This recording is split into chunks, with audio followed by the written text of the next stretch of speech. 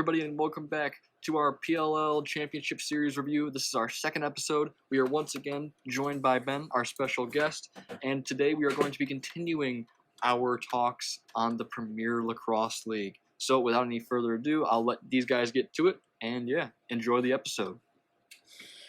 So today, July 25th, we had the first two games of the entire championship series with the Whipsnakes against the Redwoods and the Chaos against the Chrome. These were two interesting games, to say the least, and I would consider, the way I had both games shaking out, that there were upsets in both of these games. What do you think? Yeah, absolutely. I definitely had the Redwoods beating the Whipsnakes, and while I thought the Chrome versus Chaos game was going to be pretty close, I did think Chaos was going to edge them out. But obviously that was not the case. Whipsnakes ended up beating the Redwoods 13-9, and the Chrome, with a huge Chrome back in the second half, ended up beating the Chaos 13-9 as well. Funny that both games shook out to the same score in the end. Yeah, so let's get more in depth here with the Whipsnakes Redwoods game, and then we'll move on to Chaos Chrome. General game notes on Whipsnakes Redwoods here. Similar to every other Whipsnakes Redwoods game we've seen, there was a lot of controversy, some physical scrappy play, and of course a either blowout outcome or, in this case, a relatively close outcome. It was interesting. Bill Belichick made a guest appearance during this game. Not that that's of any importance to lacrosse, but it was interesting to see. But moving on, we'll talk about Whipsnakes first here and break down how they played in this game. So what really stood out to me in this game was how they adapted to an offense that didn't have that only had Matt Rambo on attack. That was notable last year. And how their offense was relatively the same with such big losses.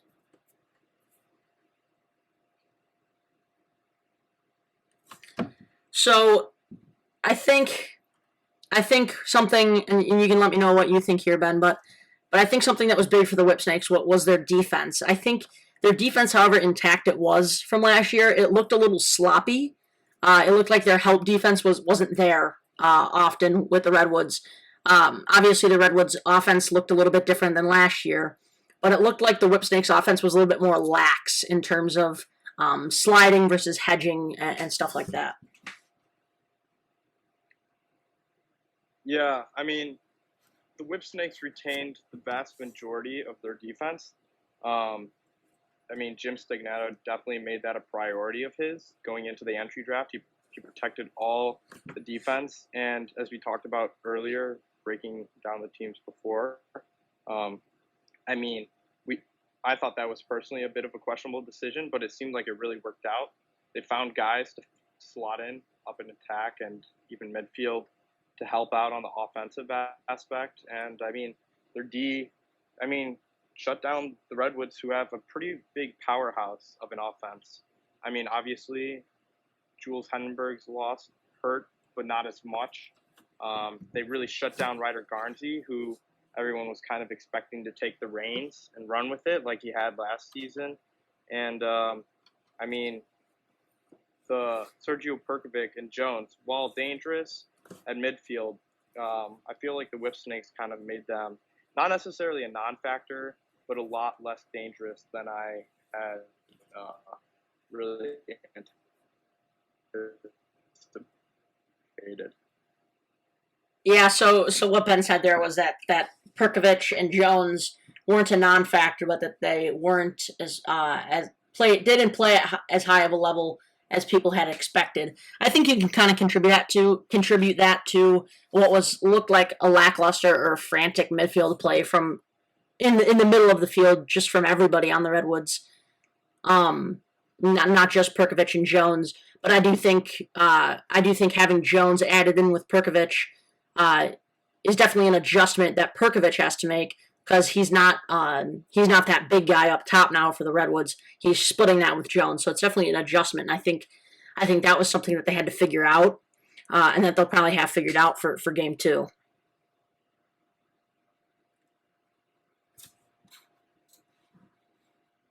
Hey, Ben? Yeah, sorry. I think I.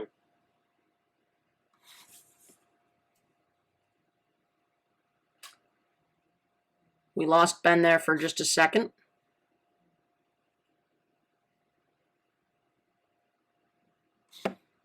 Hey, Ben? Can you hear me? Yeah, I can hear you. You all good now? Sorry. Yeah, I think I lagged out there for a second. Okay, anyways, we'll get moving on now, talking about what Whipsnakes, we'll kind of make a transition here from Whipsnakes to Redwoods. It looked like the Whipsnakes attempted their fair share of 2-pointers. None of them have gone in, or had gone in for them, obviously because of Tim Troutner and his ability to stop those deep shots. Speaking of Troutner, I think it's of note of his clear game that every time there was a quick shot on goal, Troutner was quick to transition that out to the midfielders or the defense to get them on a fast break. But I think one thing that Troutner didn't have a spectacular time with today was his rebounding and rebound control specifically. There was multiple times, and of course some of this is just, because it hit the post or it hit his head funny or shaft or whatever. But some of these rebounds are giving the Whipsnakes, second and third opportunities that otherwise shouldn't have happened. Yeah, I absolutely agree. But what I found really interesting was that they didn't seem to score too much of those rebounds. It definitely was an issue. There were a plethora of rebounds that were just going all over the place, right back to the Whipsnakes. But so while Troutner did have to make like 2 to 3 saves right in a row, I feel like the vast majority of those rebounds didn't actually end up in the back of the net for the Whipsnakes. I think they really beat the Redwoods D on transition, and especially with slides. Like the Redwoods, I thought had a really sloppy passing game, which really, really hurt them in transition, and then as a result, ended up with the Whipsnakes getting a good transition. And one of the things the Whipsnakes were prided on last season was a phenomenal transition, offense and defense. So you can't be having those bad passes turned over at the middle, which kind of ended up in, it kind of exacerbated the problem that the Redwoods D was facing of late and early slides. Looks sloppy, really, as a whole for the Redwoods, to me at least. Yeah, another. I 100% agree with you on those passing issues. I think a bigger issue, though, in terms of just possessions, was their face-off struggles. Obviously, 2 new face-off men, but the face-offs were in a dramatic, slanted dramatically towards the Whipsnakes, with 16 of 23 face-offs being won by the Whipsnakes and mainly Joe Nardella. And I think that's a big issue because, as proven by Chaos Chrome, if you can win a majority of the face-offs and you have a majority of possessions right off the gates, it leads to goals. And that's what happens with the Whipsnakes. Joe Nardella had 2 goals in this game that were both, I'll call them fast break goals right off the face-off. It was just a quick face-off win and either a pass or just a shot right away, and it goes in. So I think Redwoods definitely had struggles at the face-off dot. And I have of note here is how the Redwoods played without Jules and then without Greg Grenlian. And I think Jules was having Jules versus not having him really is a big talking point because their attack looked solid without him. But I think losing Greg Grenlian was a big factor to why this Redwoods team couldn't possess the ball. Yeah, absolutely. I mean, Joe Nardella is phenomenal face-off guy. Had a big impact on this game, won a bunch of his face-offs. Tom just absolutely bodied Peyton Smith off the face-off a couple times, which was, although Peyton Smith beat him with the quick hands, I mean, you got to be able to stand up and hold your own. But yeah, to speak on that, losing Greg Grenlian definitely hurts, but something that a lot of the face-off guys have talked about on Greg Grenlian's podcast, The Stripe, was that it took them a couple games to kind of settle down into the PLL way of doing face-offs, because it's different.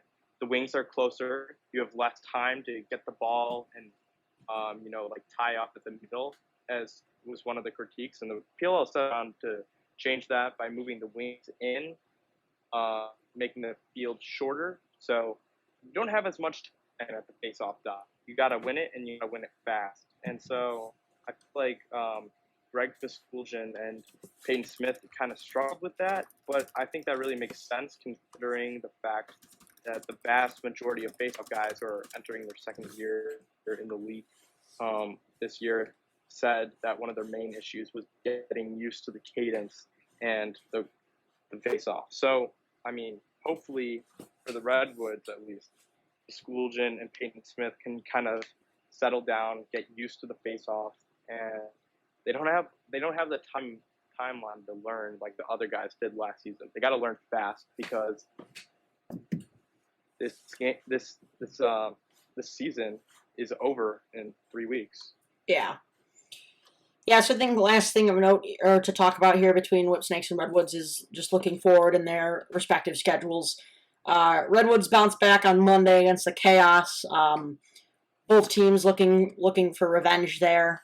So that'll definitely be an interesting game to watch. I would give the upper hand to the Redwoods. And then Whipsnakes, looking ahead in their schedule, they play. They have actually a relatively large gap between their next game, but they play the Atlas on Thursday, July 30th. Again, we'll wait and see how the Atlas play tomorrow to really give an idea of who would win that. But just based off of what I've seen from the Whipsnakes and what's supposed to happen with the Atlas, I can't really give an upper hand to anybody at this time. Yeah, I mean, we have to kind of wait and see how these teams are playing. Yeah, I mean, the Whipsnakes, they showed why they were the champions last season. They really had a very solid game. Just want to highlight a couple of the big players in this game. Obviously, Joe Nardella with the face-off wins, combined with those two goals off the fast break were huge momentum changers. Williams had a hat trick, and then also was kind of down only a goal. Then on the wood side ball, Kavanaugh had two, both kind of shifty goals. With those, Patterson had two, and then we had two points on the Redwoods, which is a little unusual. Sergio Perkin, who Ben, you're lagging a little bit. More reliable two shooters on the Woods. Then we had Kyle, the side out. All right. Yeah, with the 2-pointers, we had Perkovic and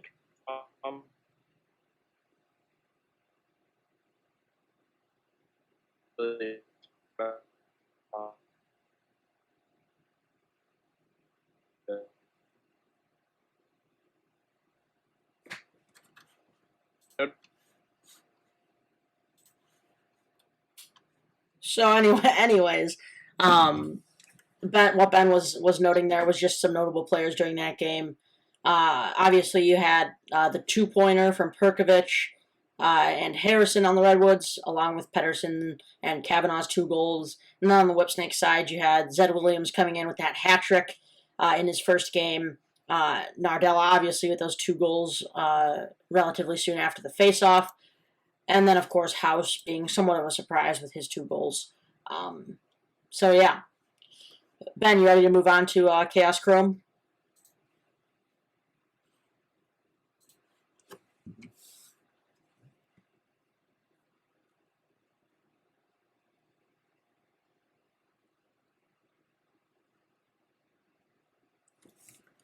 Okay, so it looks like we're having some technical issues with Ben here, just connection issues. So I'll move on to Chrome, Chaos versus Chrome here. First thing of note is just is just the ugly uniforms that the Chaos were wearing. I know this isn't very isn't very related to the game or the gameplay. But moving on from that, I think interesting to note here is just the pace change between Whipsnakes Redwoods versus Chaos Chrome. That the first game, Whipsnakes Redwoods was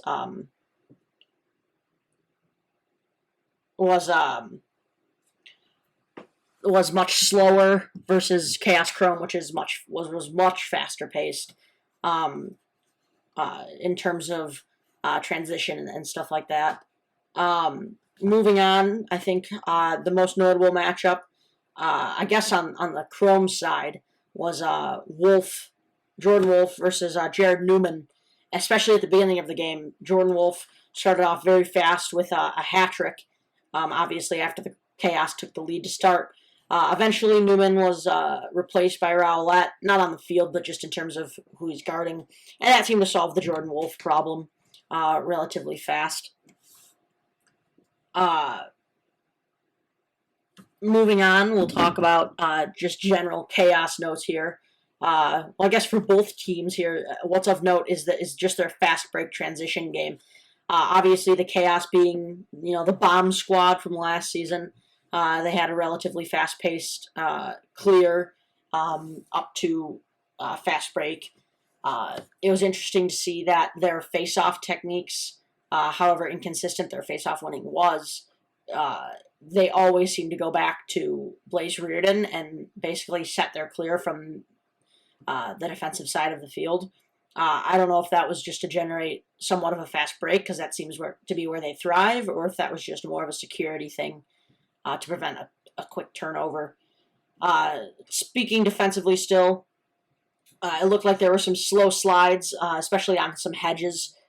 In particular, Jared Newman hedge caught my eye that left. He was covering Jordan Wolf, and I believe he let Dugan come in and just rip a shot just inside the 2-point line to get that goal. But I think the Chaos defense really suffered today, not having Brody Merrill on their roster. He was really the quarterback of that defense, and without him, it looks to be that there's little talking, especially when it comes to hot slides and second slides and stuff like that. As previously, Are y'all good now? Yeah, I'm back. Okay, cool.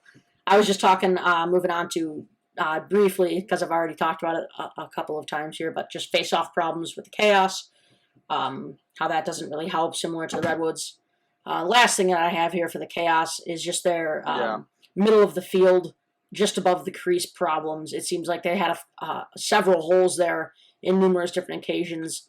Matt Gaudette comes to mind here with his goal, and I believe it was McIntosh as well. McIntosh had one. Yeah. King finished in close. Yeah, so it just seemed to be some defensive issues for the Chaos in terms of no communication and just holes in their defense that the Chrome were able to exploit. Moving on. Yeah, for sure. Can you hear me?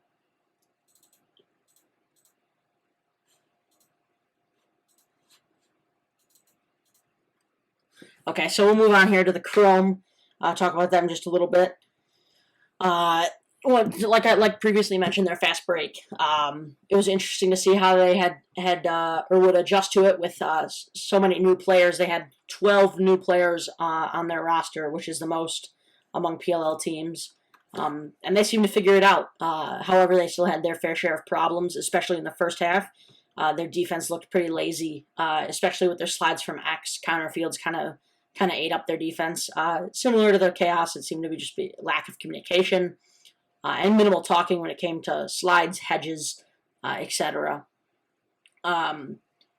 This is the Chrome here talking about Connor Farrell is face-off dominance, and that really helped them to have possession so much, especially right after goals. Either take the momentum back or continue the momentum they're continuing to build, and that seemed to prove itself in the second half there. Similarly to the lazy defense and slides with the Chrome, their ride seemed a little lackluster. There were numerous occasions where you'd have multiple attackmen covering Blaze Reardon, leaving defensive guys open, which set up the chaos with fast breaks and stuff like that. And of course, with the Chrome, their second half dominance was just unmatched by the chaos. They had 9-1 in the second half after being after losing the first half essentially 8-4. So definitely has been referred to it as a Chrome back. Quite an impressive outing from Galloway and net for the Chrome. Definitely proving that he's still a top goaltender and that it wasn't all his fault last season with the struggles that they faced. Yeah, and I just want to talk about Connor Farrell real quickly.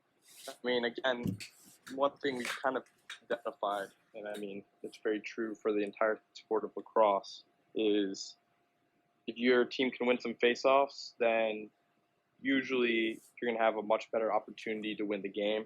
That's why, in large part, the faceoff is so hated on at the collegiate and even high school levels, is because coaches hate that an aspect of the game can really easily define whether you're on offense or not, which I think is a foolish way to look at it because there's still the wings that get involved as well. But Connor Farrell absolutely dominated his mentor, Tommy Kelly, at the face-off mark, and there was a little worry about whether Farrell's new wings could really adjust because he lost some phenomenal wings who had to stay home for this championship series season. So I think it worked out pretty well for the Chrome. Yeah, I definitely think the hype that wasn't around the Chrome should be there. Not necessarily in the same aspects as one might have had for the Redwoods or the Atlas or the Water Dogs, but definitely Chrome has something to prove this upcoming season. Taking a look ahead here at Chaos and Chrome's next game, we got like we've mentioned before, Chaos takes on the Redwoods. Obviously, a revenge game there, and kind of just trying to get out of that 0-1 start for both teams. Like I previously mentioned, I would give that to the Redwoods. Just based off of today's games, but Miles Jones and Sergio Salcido trade. This will be the quote-unquote deciding game, I guess. Yeah, it'll be interesting. Both of those guys had some words for the other ones in terms of feeling disrespected for being traded for each other, which the Twitter exchange was pretty funny. But that'll definitely be an interesting matchup. Now let's talk about some of the big players. Salcido had a goal, but he wasn't a huge factor. He had a couple missed shots that he probably should have hit. Dickinson and Fields both combined for a hat trick each. Huge part of the Chaos offense in this game. And then on the Chrome side, we had a ton of people scoring, but notably Wolf had a hat trick. Gutterding had 2. Rannigan had 2. I think I got it. Go ahead. No, go I for just it. want to focus real quickly on the impact Matt Gaudette had. Yep, there we go. Matt Gaudette, a rookie in the league, drafted in the first round by the Chaos. No sooner had the Chaos and the PLL teams released a little media post about how well Andy Towers saw Matt Gaudette fitting into the Chaos team, was he immediately shipped off to the Chrome in a trade, which I thought was very interesting and kind of foolish on Andy Towers' part at the time. And it came back to bite him in the butt, I think, today. Gaudette, although he only had 1 goal, was chirping Blaze Reardon the entire game. And I really think that in the second half, you could kind of see Blaze, after he let in 1 or 2 bad goals, he kind of started to get unsure of himself. And that's when Gaudette really pounced and I think got into his head. I mean, you could hear Gaudette's kind of hyena laugh all the way down the field. He was just taunting Blaze Reardon, and I think Blaze really get to him, which is really interesting, the mental aspect of the game because, I mean, in the first game today, we saw Ryder Garnsey, while he did get bullied around a little bit by the Whip Snakes, and the refs probably missed a few calls on that. He let it get to his head, and as a result, was pretty much a non-factor, really. He had one nice pass to Pedersen, but besides that, he had no goals, and yeah, he was kind of made useless. I think Gaudette really did a good job of getting in Reardon's head and kind of making Reardon useless and allowing them to go on that 9-1 8-goal run in the second half. Yeah, I definitely agree. I'm interested to see because I don't want to judge too much off of who's a head case and who's not, just based off of these first couple of games. But I'm definitely intrigued to see the dynamic of Ryder Garnsey. What was supposed to be a big role for the Redwoods and Ryder Garnsey, even with Jules Henenberg, was inflated without him, and now he did basically nothing in this first game. So it's going to be interesting to see if Ryder Garnsey's productivity can increase in this next game, how that affects the outcome of the game for the Redwoods. But I think the Redwoods have a couple of issues to fix, mainly being surviving without Matt Landis and surviving without Jules Henenberg. In terms of the Blaze Reardon stuff, like I've mentioned before, I don't think Blaze Reardon would have won Goalie of the Year had it not been for the defense in front of him. Blaze Reardon is a good goalie, top 7 in the world for a reason. But Blaze Reardon had a very, very good defense in front of him. And I don't think that this Matt Gaudette trash talk is the reason that he performed poorly. But I would say that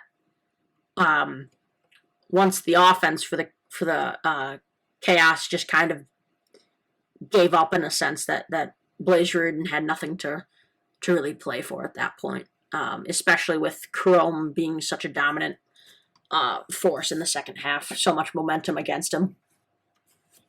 Yeah, I think it's really interesting that the Chaos, even in this brutal 8-goal run, or even the 9-1 in the second half, at no point did they really put Dylan Ward in. I mean, you have a phenomenal goalie. Yeah. Blaze Reardon, great goalie. Hard to take a guy like that out. But when you got Dylan Ward back there, man, I think you've got to give him a shot, especially when Blaze just is letting in goal after goal.